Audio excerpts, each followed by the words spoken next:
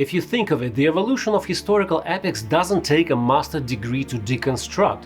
We've got the lavish, larger-than-life and sterilized in various ways 50s and 60s, followed by the gritty and realistic 70s, then the slim, almost uneventful 80s, then the transformational and genre-defining 90s, finally perfected by the unbeaten to this day almighty 2000s. And anyone who still appreciates a historical epic that blends together that dry grit of the 70s and emotionally driven narrative of the 90s with the qualities of the modern blockbuster, I say we owe our allegiance to, based on James Fenimore Cooper's novel Michael Mann's The Last of the Mohicans.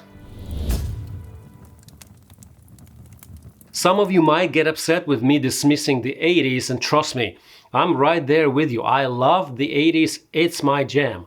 But even though the decade has more than a few films to show for the genre, I'm pretty sure we all can agree that it is more remembered for its sci-fi, groundbreaking cyberpunk, the rise of iconic teen coming-of-age films, high-concept action comedies and franchises. Now, 1990 Kevin Costner's Dances with Wolves definitely broke ground in many ways, but it's still lengthy and is a bit of a stretch from an R-rated blockbuster formula of the late 90s and early 2000s as we know it. That's when 1992 The Last of the Mohicans comes in. The film accomplishes anything it needs to on a massive scale in a very extremely lean 1 hour and 52 minutes, basically proving that an epic can be tightly paced and immensely focused without sacrificing that huge scope, and that's just the first brick in the bridge. Affected by the Vietnam War, 70s epics and revisionist westerns often took a pretty cynical look at historical conflicts, dodging that well-polished heroism of classic Hollywood. The Last of the Mohicans manages to retain the dark and unflinching realism, showing us all the chaos and the dirt of the French and Indian War. But it doesn't end there. The film also unapologetically embracing absolutely sweeping love story. The romance between Hawkeye and Cora, and also unspoken attraction between Uncas and Alice, give us plenty of character moments and serve as a major emotional anchor that sets the stage for all the historical epics of the late 90s. It does run a thin line with one of the scene closures that dangerously resembles a reversed iconic Gone with the Wind poster, but I don't think anybody really cared to notice. Also, coincidence or not, but Patrice Chéreau, who plays General Montcalm, later directs his unforgettable Queen Margot, a stunning 1994 French epic that, besides political backstabbing, is cemented in forbidden and tragic romance. One of my favorite things about The Last of the Mohicans is how remarkably well it preserves period authenticity and that artisanal filmmaking quality of the 70s historical films.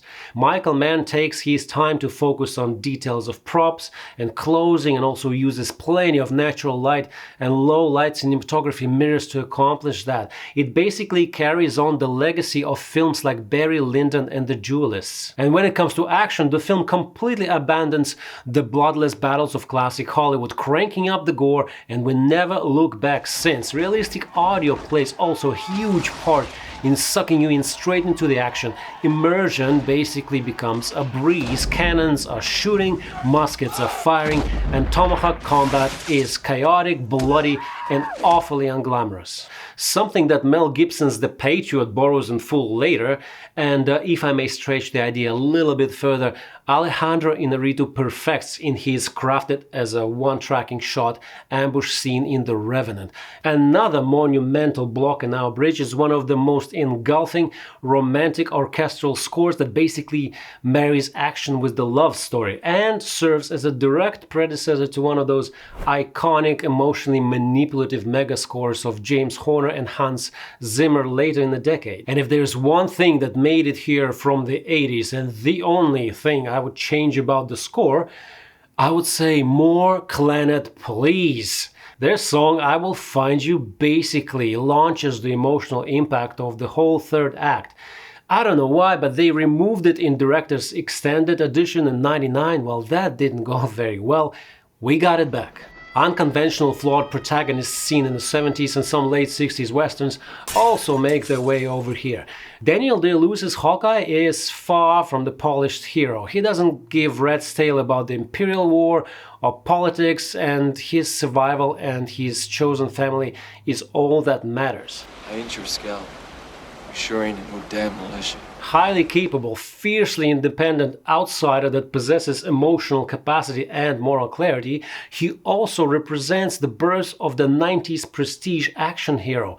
And we'll be seeing and admiring this type over and over again, from Mel Gibson's Braveheart to Liam Neeson's Rob Roy, from Tom Cruise's Nathan in The Last Samurai to Brad Pitt's Achilles in Troy. And I can't say enough about Daniel Day-Lewis. He takes method acting that revolutionized 70s absolutely to the next level. When you see his Hawkeye, there's absolutely no doubt he can't really do what he does. There is not a glimpse of such thought. I can literally watch him running through the forest terrain with 12-pound flintlock musket for hours, which he does a lot, but he makes it look so easy. I say always keep them running. All the time running. Run like the wind. And I absolutely cannot not mention that, undoubtedly inspired by Kevin Costner's Dances with Wolves, Mann's film continues to move away from one-dimensional, pigeonholed and stereotypical portrayal of Native American tribes. There is a way more intricacy here.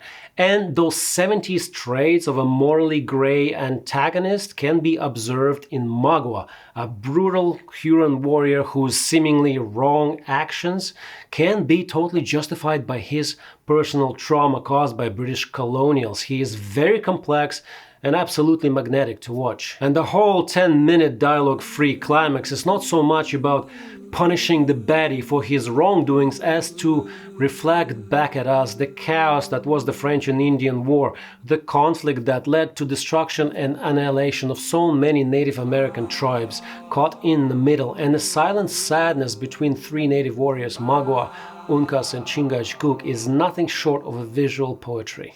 You know, I believe that there are influential films that were simply meant to happen, and The Last of the Mohicans is one of them. It picked up that authentic, rugged grit of the 70s and scaled it up with breathtaking landscapes, immersive violence, and hey, passionate romance of the 90s, elevated Native American visibility in cinema, and all that while adjusting to the pacing of society. And I think ultimately it is the cinematic bridge that connects the 70s to the modern historical blockbuster. What do you think? And as always, thank you so much for listening. Until the next one.